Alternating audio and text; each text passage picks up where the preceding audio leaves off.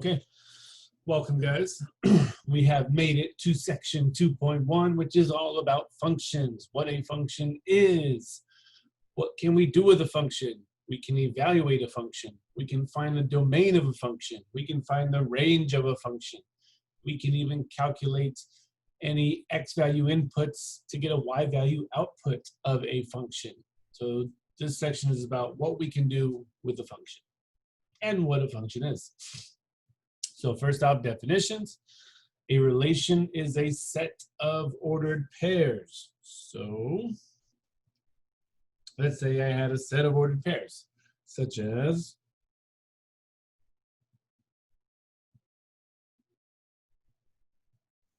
XY, right? That's an ordered pair, XY. The fancy braces are just to denote what a set is. Okay, so a relation is a set of ordered pairs. The domain is the set of all first components of a relation. Well, the first component in a relation is X. So we are talking about X. Domain always correlates, has a relation with X. And then the range is a set of all second components of a relation. So range always deals with Y, right? Range always deals with Y. Okay. So domain is always X. Domain is always X values. Range is always Y values. And then a function is a relation in which each element of the domain corresponds to one and only one element of the range. To put it simply, the first components are unique. So to have a function, to be a function, every x value must have one y value. One and only one y value. So to be a function, an x value must have one y value. And we can show an example of that using the blobs below. All right. Picture one is a function. We see that a goes to 1. So here in this blob is x, the domain. Here in the blob on the right is range. So our x value of a, and I'm just saying a bunch of letters right now, right? So a is in the domain of x, right? So a is going to 1. So we have an x value going to 1 y value. And then we have b going to 3. Perfect. B has a y value of 3. 1 y value of 3. And then C goes to 3. That is okay, because one x value has one y value. And it's okay if multiple x values share the same y value. And then D goes to 4. Perfect. One x value has one y value. This is a function, right? This is what a function is. Every x value has one y value. So the first picture is a function. What is not a function is the second picture. Okay, so a goes to 1. Perfect, that's good. One x value has one y value. B goes to 1. Perfect. One x value has one y value. And it is okay if multiple x values share the same y value. But then we come to C. C goes to 2, and C goes to 3. Now we say one x value has two y values, which is not okay. That is not the definition of a function. The definition of a function is one x value must have one y value. This x value of C has two y values, which means this is not a function because it does not go by the definition. Okay, and then D goes to 4, but none of that matters because C got greedy. Okay, so what we want to focus on today are just functions. All right, perfect. All right. I always joke about math and relationships. So one way you can think about functions is that, well, for a function, let's see if I get it right, because now I'm put on the spot, right? All right. So let's see. Okay, here's the easiest way to put it, right? So let's look at the not a function picture. We can say that, all right, one boyfriend cannot have two girlfriends. That is not a function, right? That relationship is just going to go out the window. So if one boyfriend has two girlfriends, sorry, not a function, right? Okay, not a function. But then we can say for a function, one girl can have multiple boyfriends, and that's okay, or however you want to see it. But math and relationships, it makes sense, okay? Moving on. All right.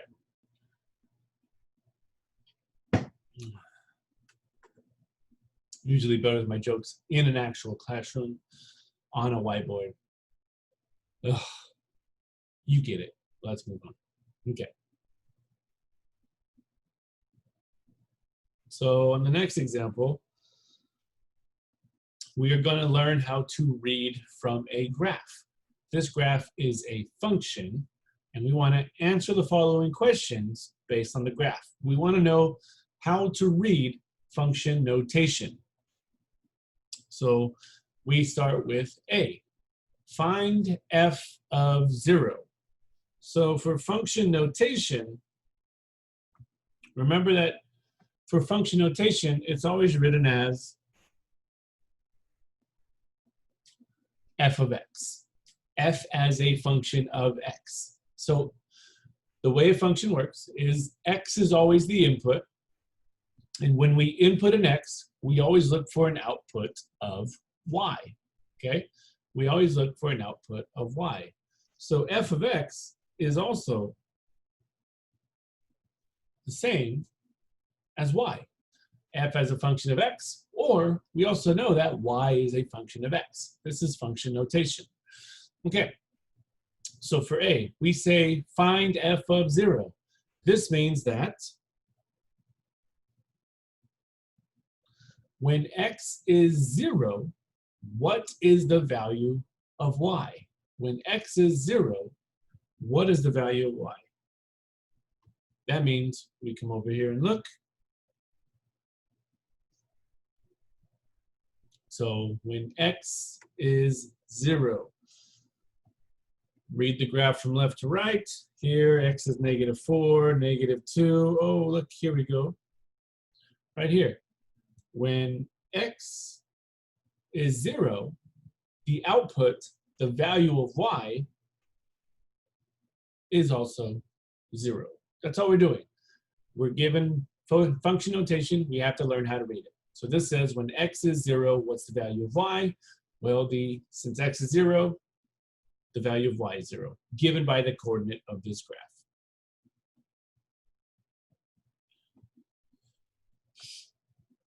Okay.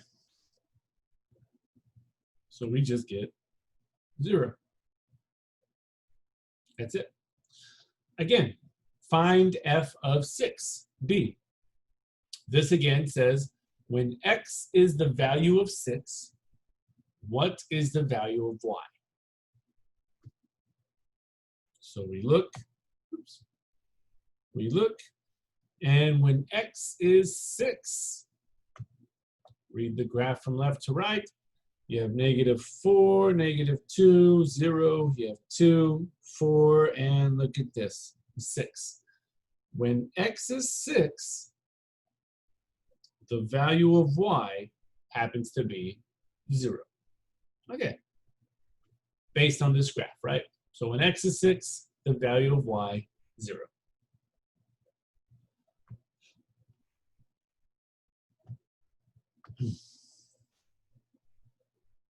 All right.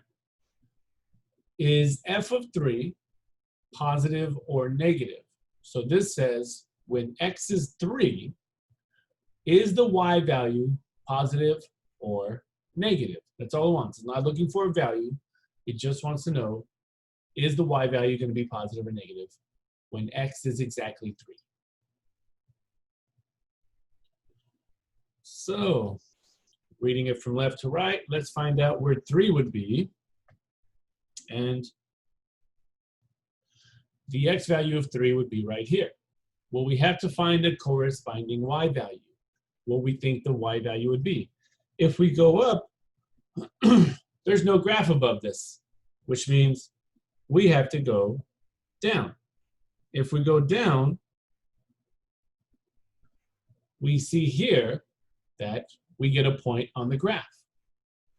And if the graph is below the x-axis, meaning this point is below the x-axis, anything below the x-axis we know is negative, right? We know that that value would be negative. So when x is 3, the y value that corresponds to the x value is going to be negative. If you wanted to put this as a point, you could say 3, negative y. But all it wants to know is it positive or negative?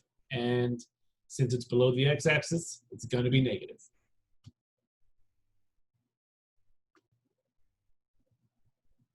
So, negative. Okay, D. For what values of x is f of x equal to 0?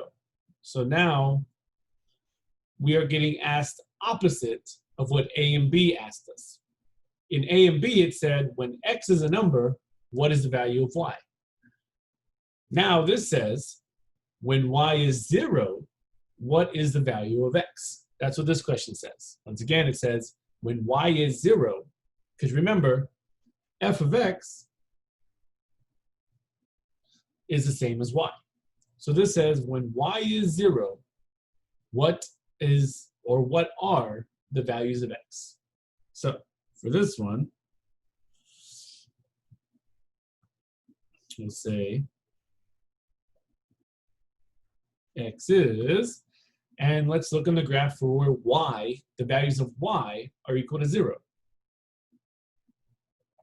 Okay, well, here y is 2, nothing. Here y is 1, nothing. Here y is 0, which means when y is 0, well, x is 0. So there's one answer. Maybe there's more. Let's write it down.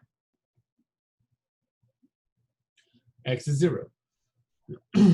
And then keep going. Here y is negative 2, not what we're looking for.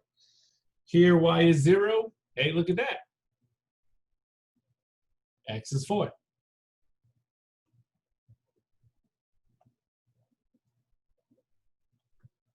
And then keep going. Y is 3, not what we're looking for. Y is 0, found what we're looking for. This means when y is 0, x is exactly 6.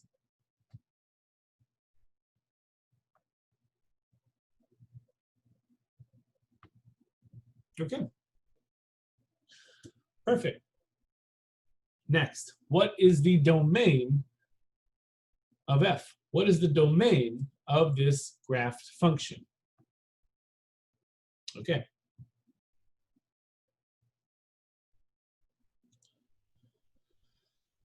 So domain deals with x values. And whenever you state domain, you always start with the lowest possible, the smallest possible x value, and you end with the largest possible x value that we are given. So, looking at the graph, we read the graph from left to right. What is the smallest x value on this graph? And if you guessed it, that smallest x value happens to be negative 4.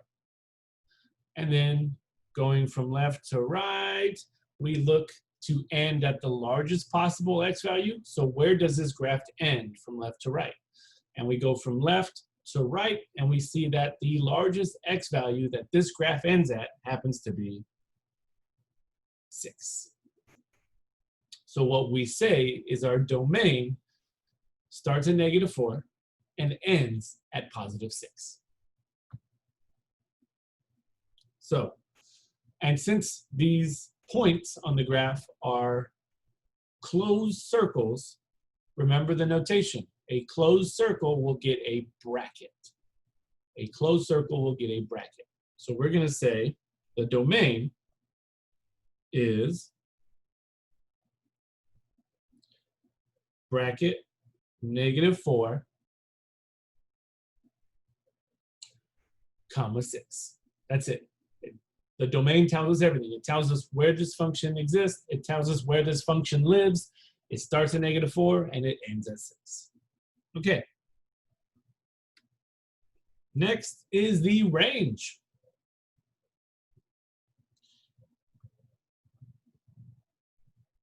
Range deals with the y values. And just like domain, you start with the smallest y value and you end with the largest y value. And we now read the graph from bottom to top for the range. So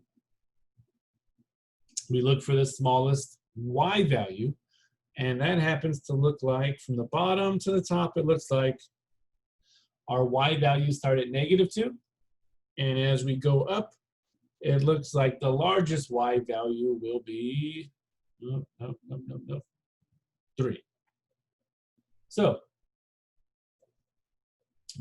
my range will go from -2 to 3. And again, these are all closed circles, so we will have brackets. -2 to 3. So I'll say range -2 to 3. All right. Still going, still going. What are the x-intercepts? Well, it's a good thing we've been graphing so far, right? We've been graphing functions and we know where x-intercepts are. X-intercepts lie on the x-axis. So reading this graph from left to right, where are my x-intercepts? So from left to right, I have an x-intercept at 0, 0, because it's on the x-axis. It's also on the y-axis. We're only worried about the x-intercepts. 0, 0, 4, 0, 6, 0. Those are my x-intercepts. 0, 0, 4, 0, 6, 0.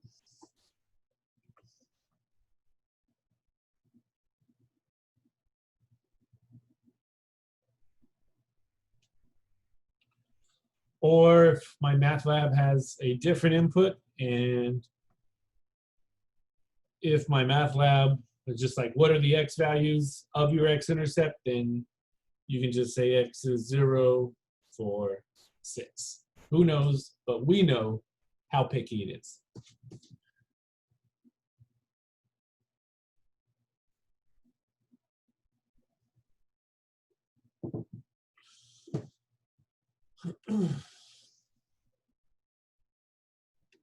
Okay, next. What are the y-intercepts? Y-intercepts lie on the y-axis. So, well, I only have one y-intercept, and that happens to be at 0, 0. That is the only one I have lying on the y-axis. There's nothing else there.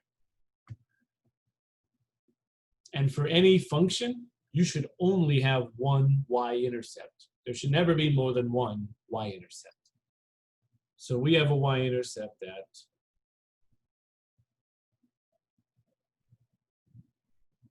0, 0.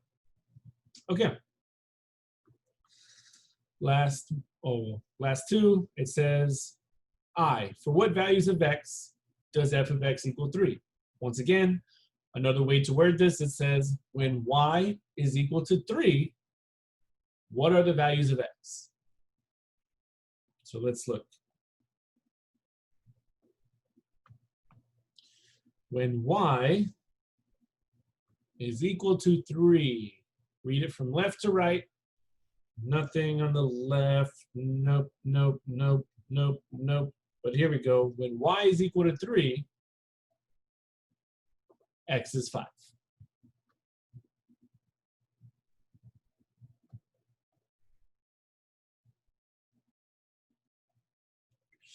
And then the last one, when y is negative 2, what are the values of x?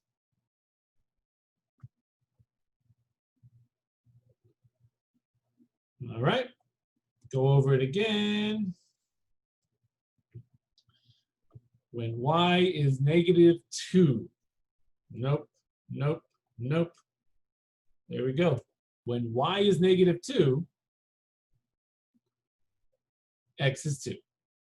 There we go. We have our answer.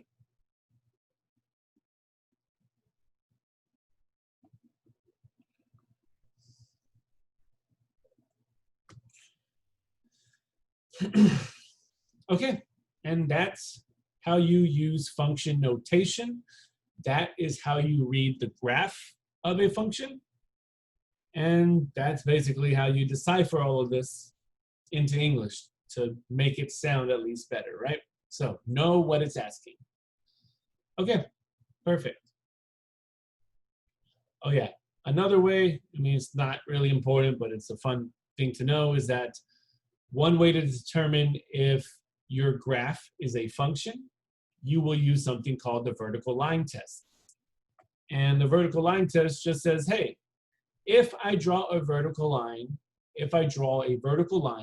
anywhere through this function, if it only intersects once, then it truly is a function. So if I just draw a vertical line here, well, it's not straight, but you get it. I only intersect the function once, which means this is a function. So no matter where I drew it, I would only intersect once, which means this graph does represent a function. Okay, cool. That's something fun.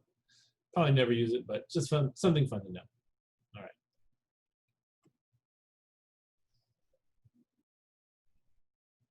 All right.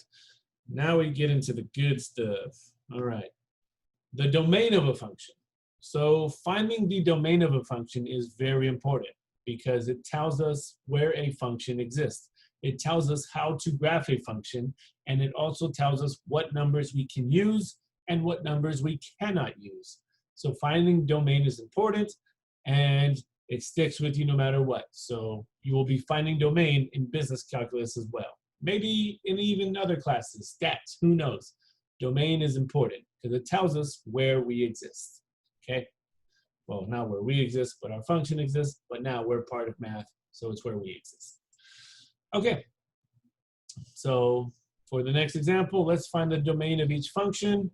Not all of these are rational, so I'm just gonna strike this word out.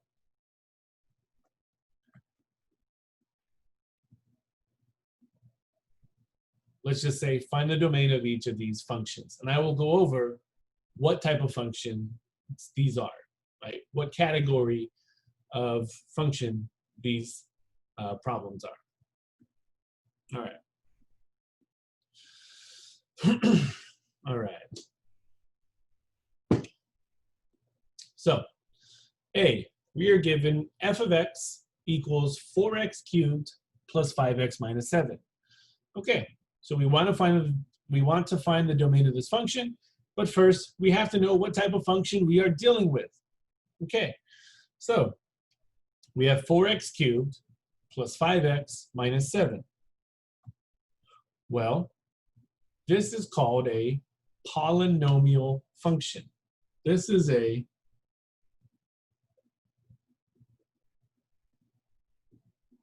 polynomial. This is a polynomial function. And in order to be a polynomial, what it means to be a polynomial, it means that your exponents, your degrees, are whole positive numbers. And a whole positive number is also considered an integer. And if there is no power shown on x, we know that that power is 1. So to be a polynomial, all your exponents must be whole numbers, positive numbers, and greater than or equal to 1. So here we got x cubed. 3 is a whole number bigger than 1. Here you have x to the first. 1 is a whole number equal to 1. So this is a polynomial. And what's great about polynomials, if you come across a polynomial, well, it's quite simple. The domain of any polynomial function will always be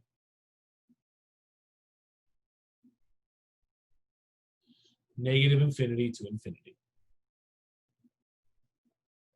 no matter what. That is always the domain of a polynomial. Okay, great, that's it. Polynomials are easy. Oh, that was easy, okay. All right, B, f of x equals 2x over x minus 3. What type of function are we dealing with? Now I can actually erase that blue markup right above it because this is a rational function. And what it means to be rational, well, rational is just a fancy word for fraction. If you're ever given a fraction in a function, it's called a rational function. So this is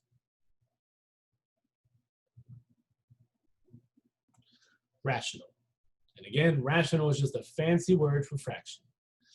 And what do we know about fractions? What number can never ever be in my denominator? That number happens to be 0. If we ever get a 0 in our denominator, we always come across the word undefined.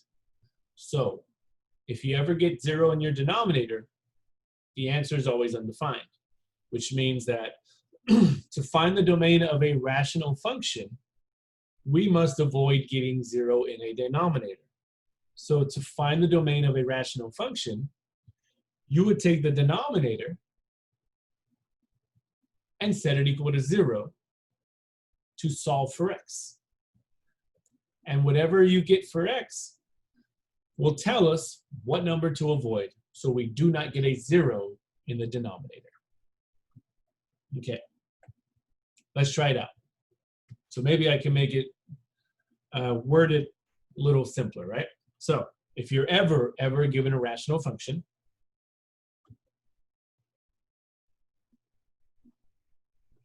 here it is,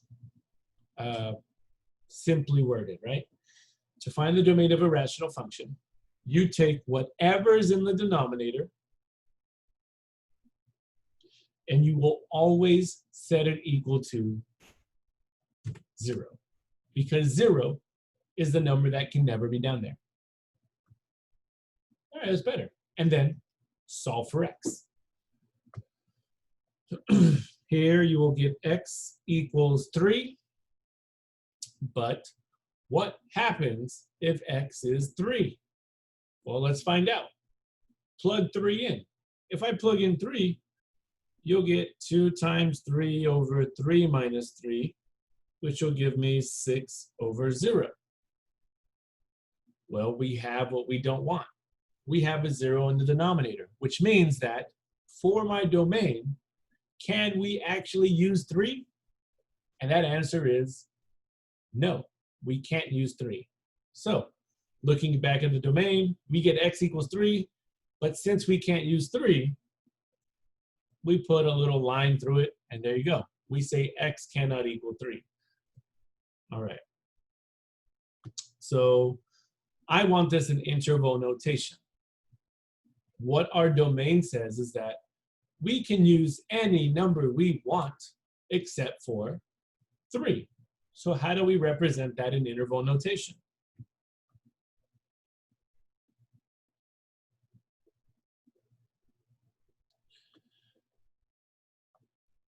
And maybe a number line makes sense, makes it make sense, right? Here's negative infinity, here's positive infinity, here's 3 with an open circle, because we can't be equal to it. So if I wanted to write this in interval notation, we start from left to right. I start at the smallest number, negative infinity. I come up the number line and I have to stop at 3. I then union the next set of numbers. I start back at 3 and I head off towards infinity.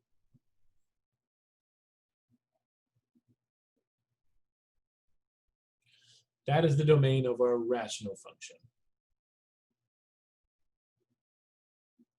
Okay, there you go. So what this interval notation says is I can use any number I want from negative infinity to infinity except for 3. That's it. Okay, let's keep going. C is the square root function. F of x equals the square root of 3x minus 8. Well, square roots fall under the category of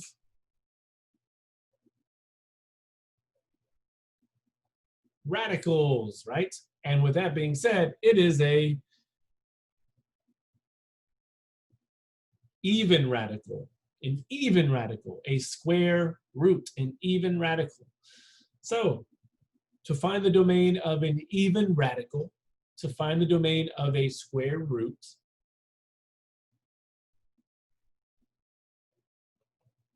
we take whatever's inside the house and now we must think of properties of an even radical, properties of a square root. What we know is that can we take the square root of a negative number? And we say no, we can't take the square root of a negative number. So to represent that, to avoid any negative numbers, whatever is on the inside, we must set greater than 0. But then the next question is, well, can you take the square root of 0? Can you take the square root of 0? And that answer is yes. Square root of 0 is just 0. Which means now the inside function, the inside term, whatever's inside the house, not only gets set greater than 0, but since you can take the square root of 0, it now gets set greater than or equal to 0. And now all we have to do is solve for x.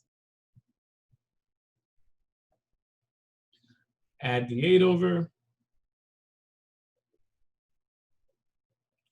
3x greater than or equal to 8. Divide by 3.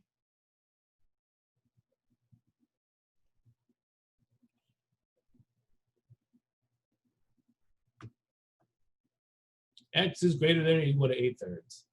Okay, how do we put that into interval notation?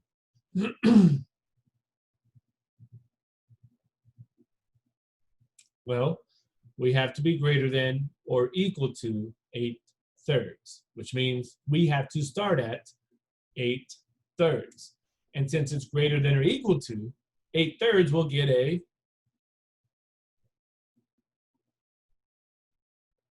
bracket. And if we have to be greater than, well, guess where we're headed? Greater than 8/3 is headed towards infinity. And infinity always gets the parentheses because we have no idea what infinity is. All right, perfect. There you go. A polynomial function, a rational function, a radical, an even radical function. There. 2 more.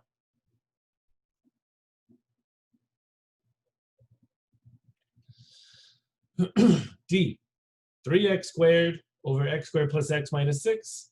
Once again, we have a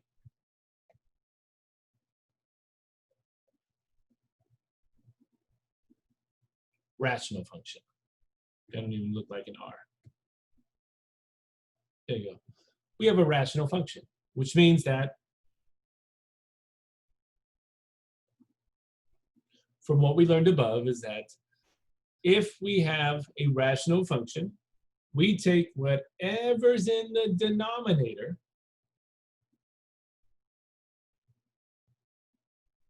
x squared plus x minus 6, and we set it equal to 0, the number that can never ever be in the denominator. And now we will solve for x. Okay. Well, this is a quadratic equation now. And since it's quadratic, we know that there are multiple ways to solve for x. You can use your quadratic formula, you can complete the square, or you can just plain old factor if it is factorable. Let's hope it's factorable. So look at the signs of your equation. Plus minus means that we'll get x plus a number, x minus a number equal to 0. Well, now look at 6. What are two factors of 6 that can make a positive 1 in the middle? And those factors happen to be 3 and 2. All right, so 3 and 2 are the factors we're going to use. And since this middle term is positive, the bigger number of 3 must also be positive, and the smaller number of 2 must be negative. Okay, so it is factored. You can check the work if you want. FOIL it back out. X times x, x squared. X times negative 2 plus 3 times x, positive x. 3 times negative 2, negative 6. It all checks out. So we are correctly factored, and since it's correctly factored, we can now set both of these terms equal to 0. So you'll get x plus 3 equal to 0, x minus 2 equal to 0, and solve for x. Here you'll get x equals negative 3 and x equals 2.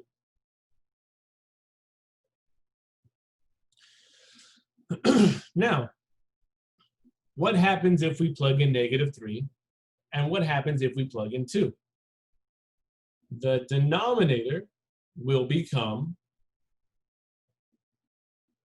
0. Which means, can we use negative 3 and can we use 2? And that answer is no, we cannot. Okay, which means, how do we write this into interval notation? Well, once again, I'll draw a number line for you.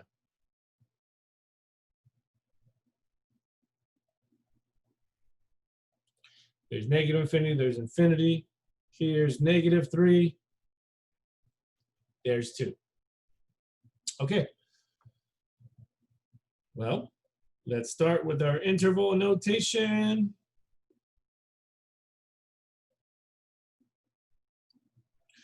We start at the smallest possible number from the left, and that is negative infinity. Come up the number line, we stop at negative 3. Union.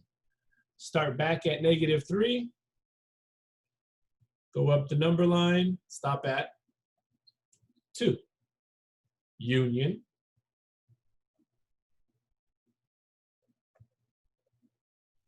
Start at 2, go up the number line, and end at infinity.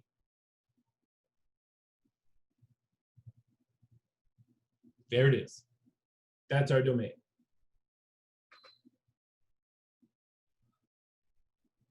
Okay, excellent. And if you're wondering what these funny looking U's are, those are the connectors for our pieces of the domain. They are the union of our sets. So they combine our pieces of the domain together, the union.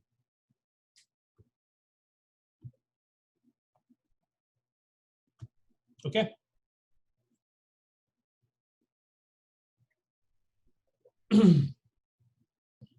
E. All right, last one. 2x plus 1 over the square root of x minus 6. This is another rational function, but it also has a radical. So this is rational with radical. Okay, well, we only care about what's in the denominator. So to define the domain of this one,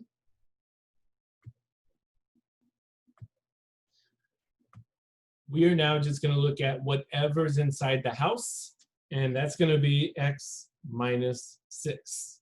Okay. Now, let's put together what do we know about square roots? And we know that we cannot square root a negative number, so we have to set it greater than 0. Okay, but then I said, well, you can take the square root of 0, so you could set it greater than or equal to 0. But now we'll run into an issue because our radical is in the denominator. And what number can we never have in the denominator? 0, which means we have to actually get rid of the greater than or equal to symbol, which means we can't set it greater than or equal to 0. We can only set it greater than. And the only reason for this is because it's in the denominator. That is why. Which means all we have to do is solve for x. You'll get x greater than 6.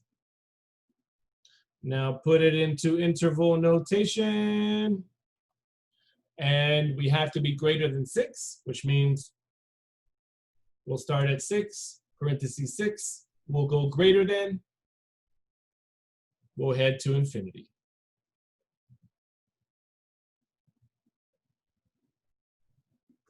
Okay. And that's domain. Fun stuff. All right. Moving on.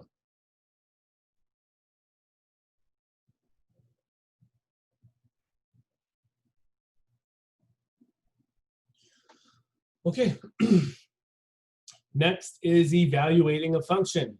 When you see the words evaluate, that means just plug the number in for x. That means substitute a value or an expression in for x or whatever variable we're given. That's all that means. So 3, let f of x equal x squared minus 4x plus 7. Evaluate it at f of negative 3, f of x plus 3, and f of x plus h. Okay, so let's start with the first one, f of negative 3. F of negative 3 says, take negative 3 and plug it in for every x. That's all it says. Plug it in for every x and simplify. So we'll get,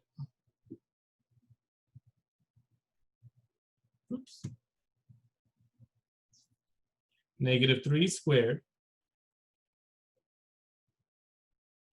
minus 4 times negative 3 plus 7. Then negative 3 squared is 9. Negative 4 times negative 3 is positive 12 plus 7. And 9 plus 12 plus 7, that's 21, that's 20. So essentially what we're saying is that when x is negative 3, y is 28. That's it. Let's do it again. This time it says we have f of x plus 3. This means take x plus 3 and plug it in for every x into the given function. This will become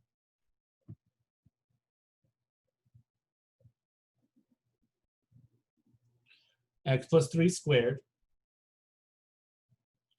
minus 4 times x plus 3 plus 7. And now we are going to simplify.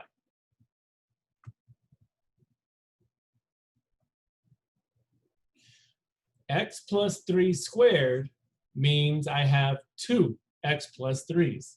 So this means that x plus 3 squared becomes x plus 3 times x plus 3.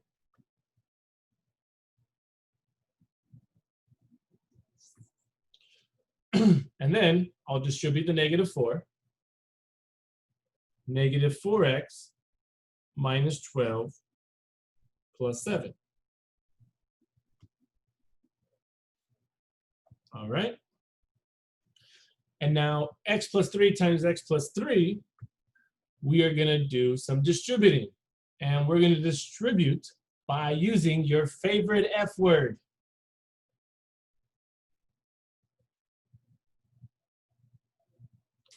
Foil. If you said any other F word, get out of here, okay? All right. So we're going to FOIL these two, and that's going to give me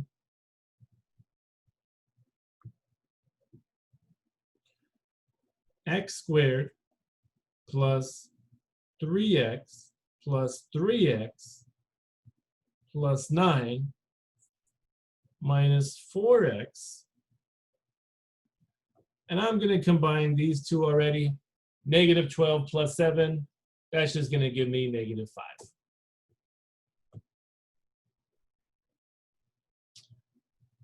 Did I make the PEMDAS gods angry? Probably, but it's okay. They lied to us in the beginning anyways. All right. Now, the last step is combine like terms, and we always start with the highest power. I have x squared. There are no other x squareds, so that will come down. And then I start with the next variable, x. I have 3x plus 3x minus 4x. That is 6 minus 4x, which should give me 2x. And then last, I have 9 minus 5, which will give me 4.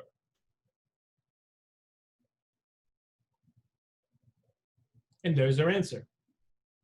It doesn't look like an answer, but it is an answer. Because all we are doing is evaluating and simplifying. Evaluating and simplifying. Did you hear the word solve in any of this? No. Evaluate and simplify. If you think you should go further on this, you don't. This is it. Nothing else. Okay. Now, do it one more time. We're going to take x plus h, and once again, plug it in for every x into the original function. Which means we're going to get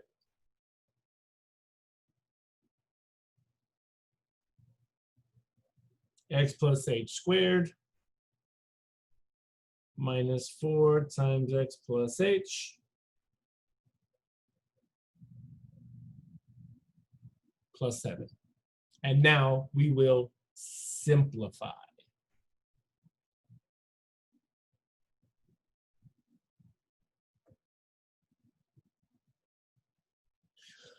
Okay, just like the last one, x plus h squared means I have 2 x plus h's.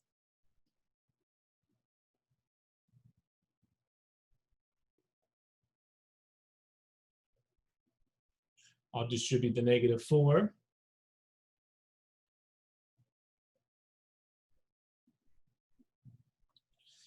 And then again, I'll use our favorite F word and FOIL x plus h times x plus h. X plus h times x plus h will give me x squared plus hx. You can put it as xh if you want, but I'm going to be alphabetically correct and do hx. And the same, hx plus h squared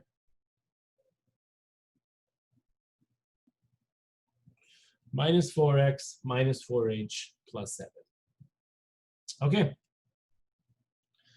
Combine like terms. I look at x squared. No other x squareds around, so that comes down.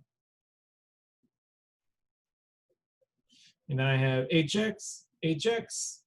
No other hx's around, so this gives me 2hx.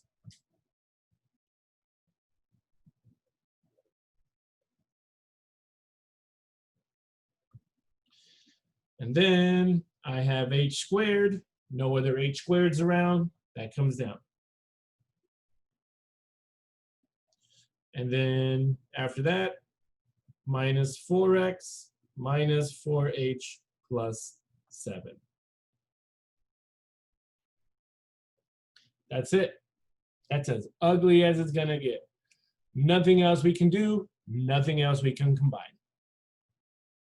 There is one takeaway from this because we are about to get into the difference quotient. So one thing that you should remember to save you some time is that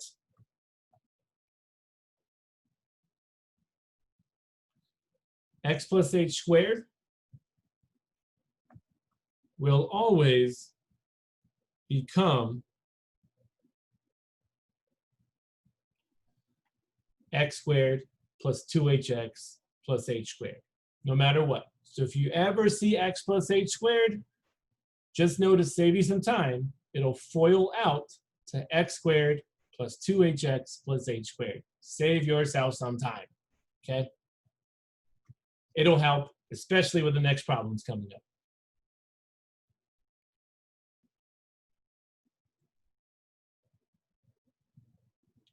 Okay, that's evaluating a function. Now we get into the difference quotient function, which you will be seeing again in business calculus. So the difference quotient is the formula f of x plus h minus f of x over h. You will see it again in calculus because it is called the definition of the derivative. And you will have to use your algebra skills to simplify it. So this difference quotient function utilizes a lot of algebra. You will be FOILing, you will be factoring, you will be distributing, you will be canceling, you will be combining like terms. It is heavily algebra based. And when you get to calculus, you will see that calculus is very, very heavily algebra based. It's not the calculus that kills the students, it's the algebra. So be ready with your algebra skills. So we get to practice them here today. Okay. So find and simplify the difference quotient for the function 6x minus 2. So we want to apply this formula to 6x minus 2. So what I like to do, and you don't have to do it, is I work it step by step. If you want to do it in one step, you definitely can. But I work these step by step by step. And the very first step you see on the left-hand side is what is f of x plus h? So whenever I do the difference quotient, I always start with the first piece, f of x plus h, which means take x plus h and plug it in for every x into the original function.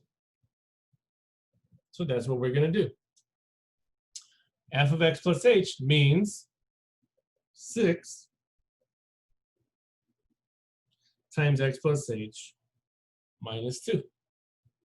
Hey, we plugged it in. Now simplify it. Distribute the 6. We get 6x plus 6h minus 2.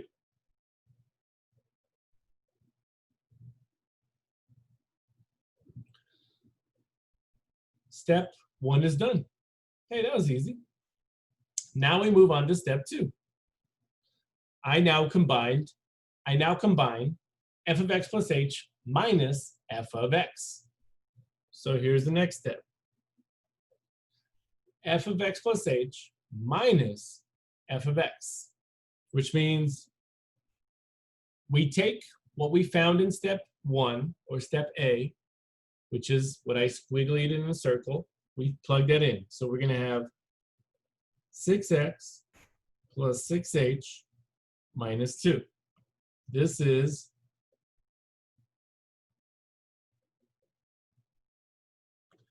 f of x plus h. And then we are going to subtract the original function f of x. The original function f of x. And when you plug in f of x, never, ever, ever forget your parentheses. Inside the parentheses goes the original function.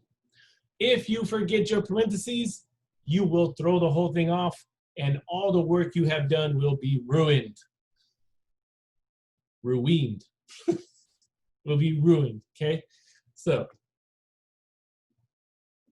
this is f of x. Remember your parentheses. You'll see in my later video that I'm all about the parentheses, right? Who run the world? Nope, not Beyonce. Parentheses, okay? And then Beyonce, by PEMDAS, of course. Okay, now let's continue. Go ahead and simplify. Distribute this negative. Distribute this negative here and here, and let's see what happens. We will get 6x plus 6h minus 2, I'll make that an arrow, minus 6x plus 2. And then look, combine like terms, you see that this 6x and that 6x cancel. This negative 2 and that 2 cancel. And all we are left with is, make more room, 6h. Okay. Now, let's finish it up. We go to the third and final step. Find the difference quotient, okay? Find the difference quotient, which means we take f of x plus h minus f of x, and we put it all over that little h down there, okay? That's what we're gonna do. So for the final step, you're gonna have, well, I'll rewrite the formula here. We're gonna say f of x plus h minus f of x over h, which now becomes 6h over h. And using our lovely algebra skills, we see that our h's will cancel. And all we are left with is 6. Yeehaw. That's it. Okay. All right. That's what we're going to do. We're going to do it one more time down below. I think my math lab says it's a 4-step process.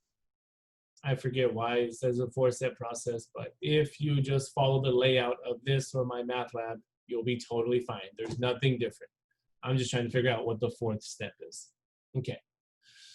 All right, but that's how we do it. Let's do it again. All right.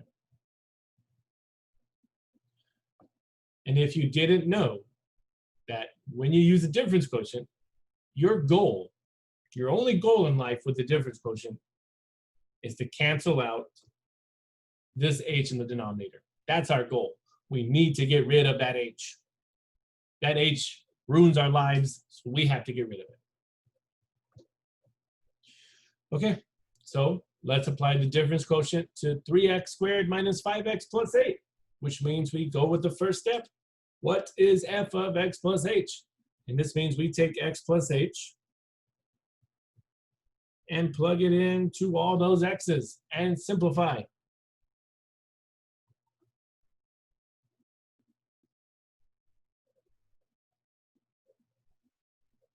Which means I'll get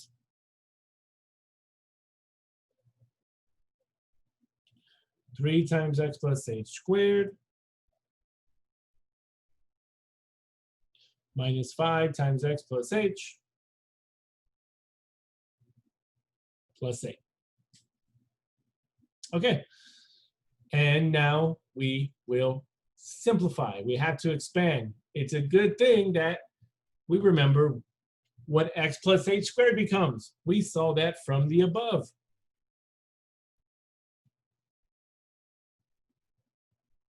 If you ever see x plus h squared, automatically you write x squared plus 2hx plus h squared. It's a lifesaver. Moving on.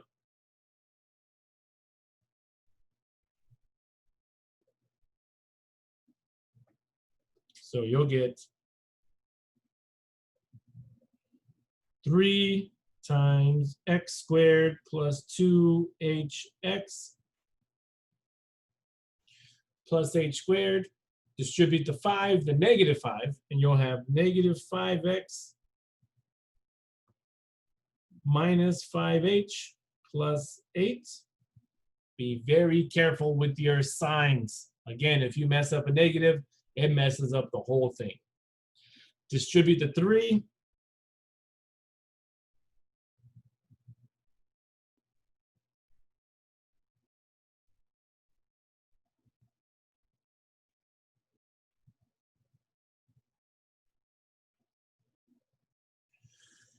And done for this one.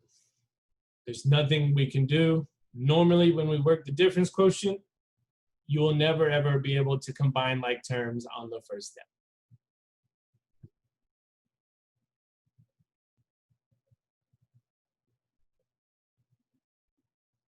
Okay. So that's the end of step 1. Let's move on to step 2. And I'm going to shortcut this one a bit. I'm just going to cut in right at this step, which means all I'm going to have to do is subtract the original function. And don't forget your parentheses. All right, let me get rid of this weird squiggle. There you go. Okay, which means we now have 3x squared plus 6hx plus 3h squared minus 5x minus 5h plus 8.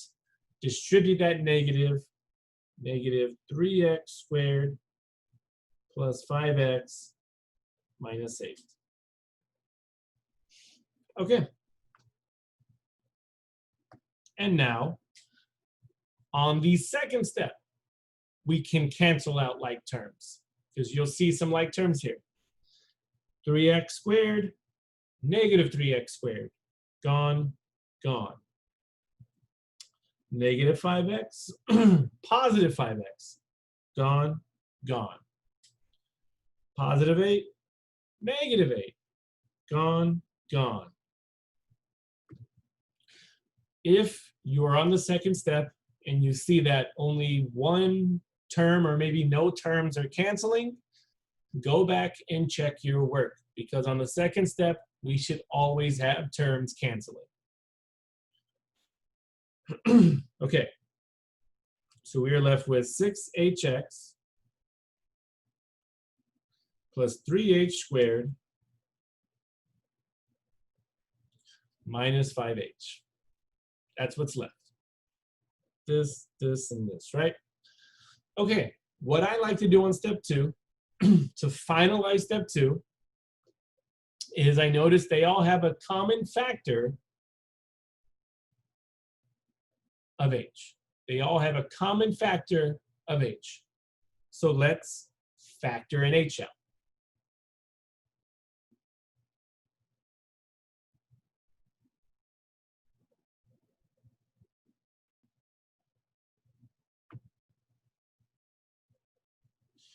And now there's the end of step 2. And now let's go ahead and shortcut this and go on to step 3. Step 3 says do the difference quotient. Do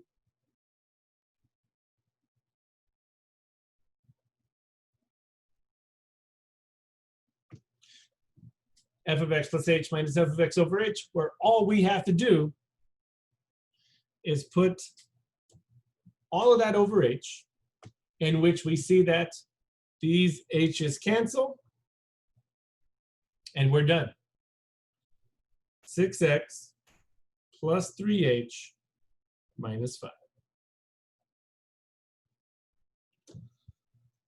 And that's it.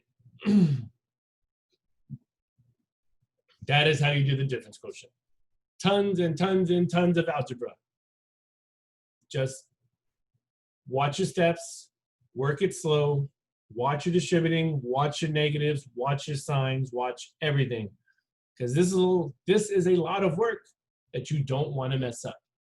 One sign can kill the whole thing. You have to go and backtrack to see where your mistake was. Okay, excellent. Moving on. We made it to the very last problem. Okay. Price, demand, and revenue modeling. A manufacturer of a popular digital camera wholesales the camera to retail outlets throughout the United States. Using statistical methods, the financial department in the company produced the price demand data in the table below, where P is the wholesale price per camera at which X million cameras are sold. All right. There's the table that shows the amount of cameras being sold and how much the price per camera is. So 2 million cameras were sold at $87 a camera. $5 million were sold at $68 a camera. 8 million were sold at $53 a camera.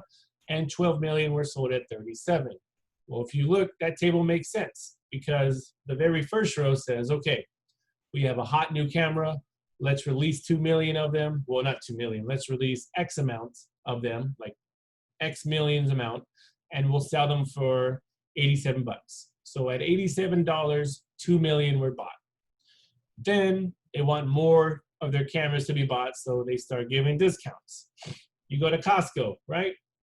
It's like, oh, this brand new $100 camera is now 68 bucks. Well, yeah, duh. 5 million cameras are now going to be sold. And then you go to Walmart. They're like, hey, we can beat Costco prices. We're going to sell this camera for 53 bucks. Now 8 million are bought. Again, duh. The lower the price, the more cameras to be sold. And then you go to Ross. The camera made it to Ross. Ross now has his camera for 37 bucks. And now 12 million cameras are sold. I'm not hating on Ross. I like Ross. Just saying. The more discounts, the more bought, right? But maybe at this time as well, you're selling this camera for 37 bucks, which means you already probably brought out a new version of the camera. Just like Apple. Oh, here's your AirPods, 150 bucks, generation 1. And now generation 1 is like 120 bucks. Now you have AirPod Pro, which is like 200 bucks. So they just keep coming out with new stuff. Well, you got the new iPhone? Too bad. The new one comes out next year. iPhone 10 was $1,000 bucks. iPhone 11 is going to be 1,500 bucks. Insane, I know. All right. So let's keep going before I go off on a rant, right? Okay. So somebody in the analytics department was like, here's a price demand function. And you're like, yeah, whatever. Give us the numbers. And they give you this price demand function. P of x equals 94.8 minus 5x, which has a domain between 1 and 15. So this domain says that our price demand function is stuck between 1 million cameras and 15 million cameras. All right. So A, what is the company's revenue function for this camera and what is its domain? All right. So remember that revenue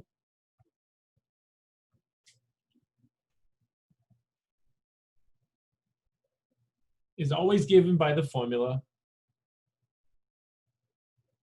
X times P. The amount of items X times the price P. Well, did they give us an equation for P? The answer is yes. Plug that in for P. So what we get is that revenue is going to be X times 94.8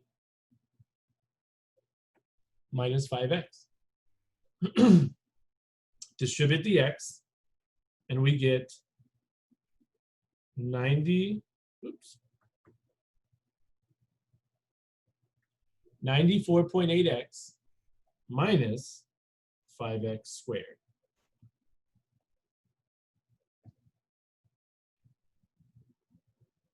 Here is our revenue function. Okay, and what is the revenue's domain? That's what it wants to know. What's the domain? Well, if the domain for the price demand function is between 1 and 15 million cameras, then there's no reason that the domain for the revenue should be different. The domain for revenue is also going to be between 1 and 15 million cameras. Why does this get brackets? Well, because of the inequalities. Less than or equal to, less than or equal to. Boom, that's it. Easy enough, right? B, complete the table below, computing revenues to the nearest millions of dollars. So what this table wants us to do is take these values and plug them into our new revenue function, okay? Plug these into our new revenue function. So I'm gonna show you how to do that on the calculator. I mean, well, you can do it by hand if you want. You can plug in 1, you can plug in 3, you can plug in 6, but I'll go ahead and do this table for us. Let me do this. How about this? Can I, there we go, there we go. Hey, look at that.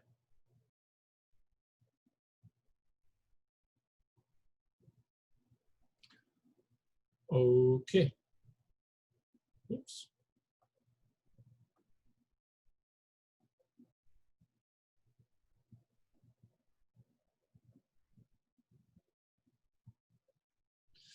There we go. So I'm going to show you a lovely trick with the graphing calculator, or even that blue scientific calculator.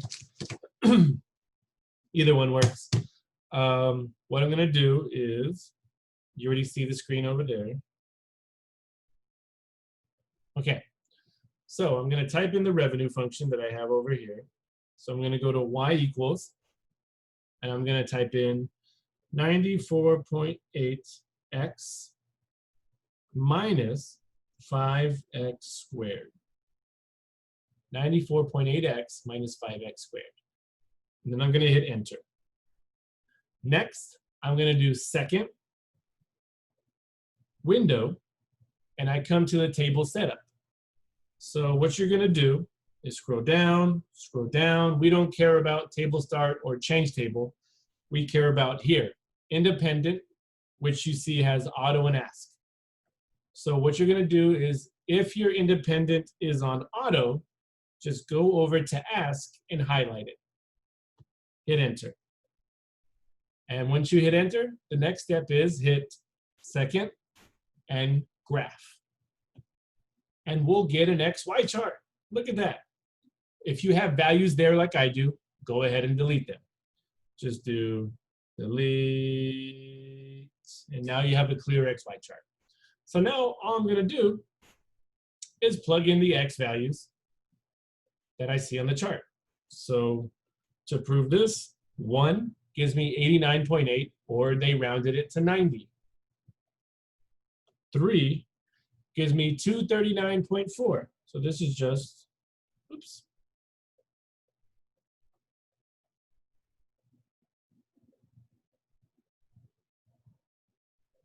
239. And then 6, I get 388.8. So 389. And then 9, 448. And then 12, 417.6, so 418. And then 15, 297.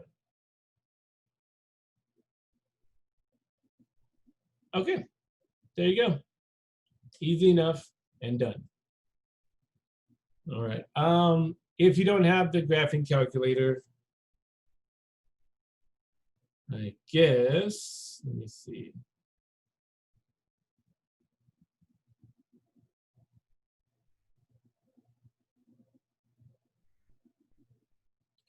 I'll show you on this blue one.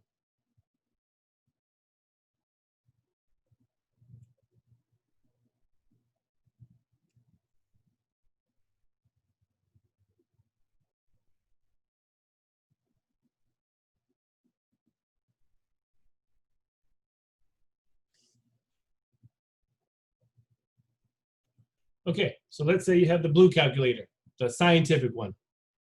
What you're going to do is go table, type in the function, 94.8x minus 5x squared. Hit enter. Ignore start, ignore step, highlight ask x, hit enter, and if you have values there, clear them. You get a blank XY chart. It only allows 3 values at a time. So plug in the X values you see on the chart given. Again, 1 would be 89.8. 3 would be 239.4. 6 would be 388. The same values. And then all you have to do is go up and overwrite these. 9, 12, 15. And that's it. Simple as that. Okay. Perfect. We now have our numbers, which means, let me see. How do I go back to normal?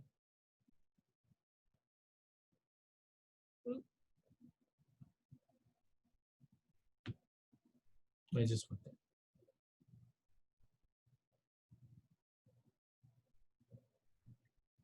Give me just my screen back. There we go. Boom. Okay, cool. Okay, so we completed the table, and now it says plot the data in the table above. So look at my X values, 1, 3, 6, 9, 12, 15. So we can go by 3s for my X values. So this will be 1, 3, 6, 9, 12, 15. And then for my Y values, 90, 239, 389, 448, 418. I say let's just go by hundreds. It's just a sketch. It doesn't have to be perfect. So let's say 100, 200, 300, 400, 500.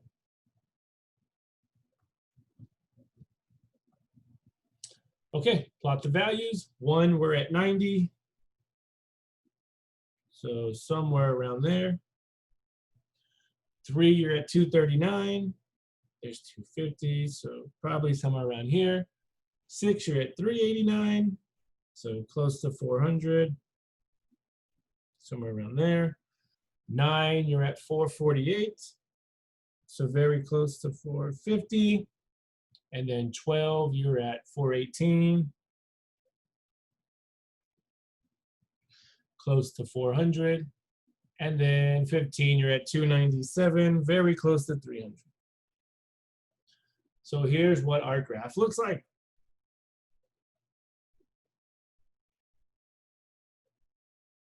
There it is. It's curvy. Okay, it's definitely curvy.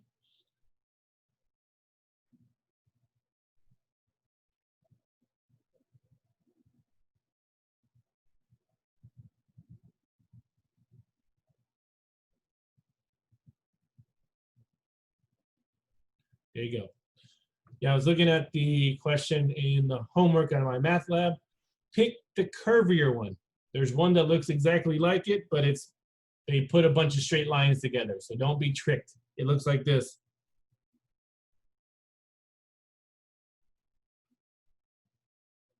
Make sure it's curvier than that. Okay. And that's our lesson on functions. That is it.